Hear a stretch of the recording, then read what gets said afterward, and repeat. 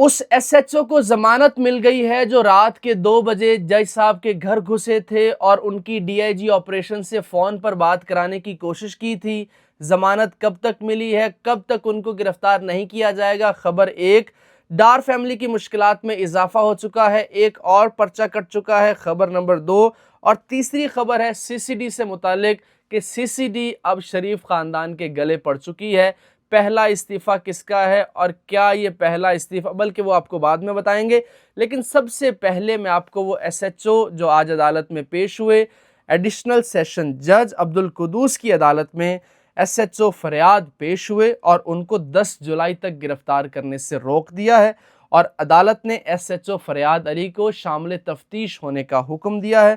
थाना मुस्तफ़ाबाद ने यह मुकदमा दर्ज कर रखा है और डीआईजी ऑपरेशन फैसल कामरान माफ़ी मांग चुके हैं उस जज साहब से, जुडिशल मजिस्ट्रेट से और साथ ही साथ पूरी अदलिया से भी कि ये जनाब जज साहब नए नए अपने घर में शिफ्ट हुए थे, उनका सामान बिखरा पड़ा था, उनके घर के दरवाजे खुले थे और ये सारी कहानी आपके सामने है। अब दूसरी खबर यह है कि रज़ा डार साहब की मुश्किलात में इजाफा हो चुका है। लाहौर में एक और मुकदमा दर्ज कर लिया गया है।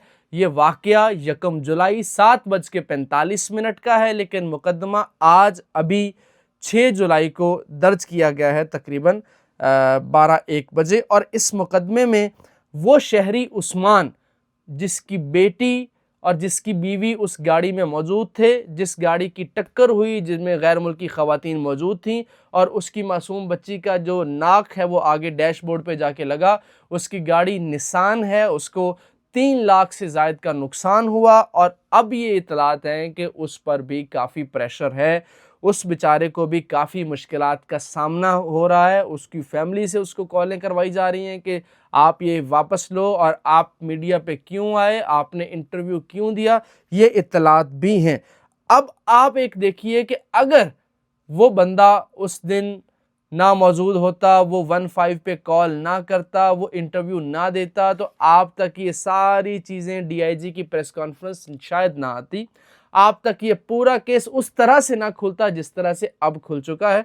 तो भला हो उस्मान का जिसने इतने बड़े केस में इतना इम्पॉर्टेंट रोल अदा किया, लेकिन मैं दुआगो हूँ कि अल्लाह उसको भी हिफाजत में रखे, उसकी फैमिली को भी हिफाजत में रखे और उसके रिश्तेदारों को इतलात के मुताबिक कि वहाँ से भी उनको कॉलें करवाई जा रही हैं। अब आते हैं सीसीडी का। तो सीसीडी के जो सरबराह हैं सुहेल ज़फ़र चट्ठा साहब, उनको मैं ज़ाती तौर पे ये समझता हूँ कि इखलाकी तौर पे अब इस्तीफ़ा दे देना चाहिए, क्योंकि ये उनके काम में मुदाखलत नहीं की गई है, बल्कि उनके हाथ पांव बांध के एक साइड पे रख दिया गया है कि आप इस केस में कुछ नहीं कर सकते, ये केस पुलिस ही देखेगी। और डीआईजी फैसल कामरान ने कहा कि जनाब ये केस कानून के मुताबिक इसमें ये शिकें, ये देखिए कानूनी शिकें निकाल के उन्होंने आवाम के सामने रख दी कि जनाब सीसीडी बाकी मुकदमे देखती है, ये मुकदमा जो है वो सीसीडी नहीं देख सकती है। लेकिन अगर इस केस में डार साहब के रिलेटिव करीबी अजीज़ जो उनके नवासे हैं वो मुलव्विस ना होते, तो मैं आपको लिख के देता हूँ कि बाकी 7 मुल्ज़मान को सीसीडी अब तक पार कर चुकी होती। और दूसरी बात, अगर मुजरिम आम आदमी हो तो यही पुलिस वाले हमारे बड़े अच्छे दोस्त हैं, मीडिया को फुटेज जारी करते हैं, मीडिया और पुलिस मिलकर चलते हैं जराइम के खात्मे के लिए। तो मीडिया को बाकायदा खुद ये फुटेज जारी करते हैं कि सर जी ये सीसीटीवी फुटेज जारी करते हैं, सेफ सिटी की तस्वीरें जारी करते हैं कि ये देखिए ये मुलजिम इस दुकान में घुसा, इसने ये कार्रवाई की, ये देखिए ये इस गली में एक छोटी बच्ची जा रही थी, मुलजिम ने इसको छेड़ने की कोशिश की तो सीसीडी ने इसको पार कर दिया। लेकिन सरगोदा मुंतहा केस में भी कोई सीसीडी ने नहीं दी है मुलजिम अरसलान को पार करने की और ना उसका कोई सबूत आया है। लेकिन इस केस में भी अभी तक कोई ऐसी फुटेज जारी नहीं की है जिसमें, हालांकि अब तो वो इल्ज़ाम ये है कि वो तमाम सीसीटीवी फुटेज, वो कैमरों का डीवीआर रिकॉर्ड वो उठा लिया गया उन तमाम रोड से।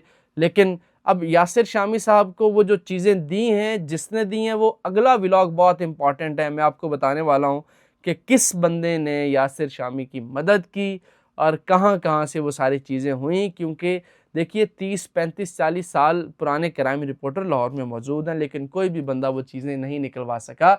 मुमकिन ही किस तरह है कि आप किसी भी बंदे की, ये कानून में ही नहीं है कि आप उसकी सीसीटीवी फुटेज निकालें। लेकिन अब ये चूँकि टॉपिक नहीं है, अगली वीडियो पे इसको डालते हैं। मैं इस केस में चंद एक चीज़ें आपको बता देता हूँ।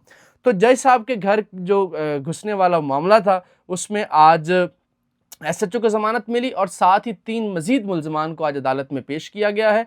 और साथ ही सुहेल वड़ाई साहब का एक बयान और मुनीर फ़ारूक का एक बयान और जो आपके फेवरेट हैं जनाब क्या नाम है उनका, ARY पे होते हैं, खैर उनका नाम अभी मेरे ज़हन में आ जाएगा, वो भी आपको बताता हूँ। तो सबसे पहले सुहेल वड़ाई साहब ये कहते हैं कि जनाब इस केस में डार फैमिली यकीनी तौर पे दुखी है, वो उनके दुख में शरीक हैं। और नवासे का इल्ज़ाम जो है वो उसके नाना को नहीं देना चाहिए। नाना ने जो इज़्ज़त पाकिस्तान की बनाई है उसके इस्तीफ़ा नहीं लेना चाहिए। तो नवासे को जो उसने किया है वो उस अपने फ़ेल का ख़ुद ज़िम्मेदार है, उसका ज़िम्मेदार या उसका इस्तीफ़ा इसहाक डार से नहीं मांगना चाहिए। ये सुहेल वड़ाई साहब का बयान है। फिर उसके बाद मुनीर फ़ारूक साहब ये कहते हैं कि अगर इस केस में थोड़ा सा भी उनको शुबा हो कि रज़ा डार साहब इस केस में मुलव्वस हैं या ज़्यादती वाले मामले में मुलव्वस हैं, तो जनाब वो इस केस की रिपोर्टिंग ही बंद कर देंगे। और वो कहते हैं कि मेरे दिल में कोई सॉफ्ट कॉर्नर नहीं है। तीसरी चीज़ जो है वो है जनाब आपके चलें यार उनको छोड़ ही दें। मैं इस केस में मज़ीद जो अपडेट्स आती हैं वो आपको अगली वीडियो में बताता हूँ। वीडियो को लाइक नहीं किया तो लाजमी लाइक कर लीजिए। चैनल के ऊपर नए हैं तो इसको लाजमी सब्सक्राइब कर लीजिए, क्योंकि मुसलसल इस केस की अपडेट आप तक पहुँचाते रहेंगे। अल्लाह निगहबान।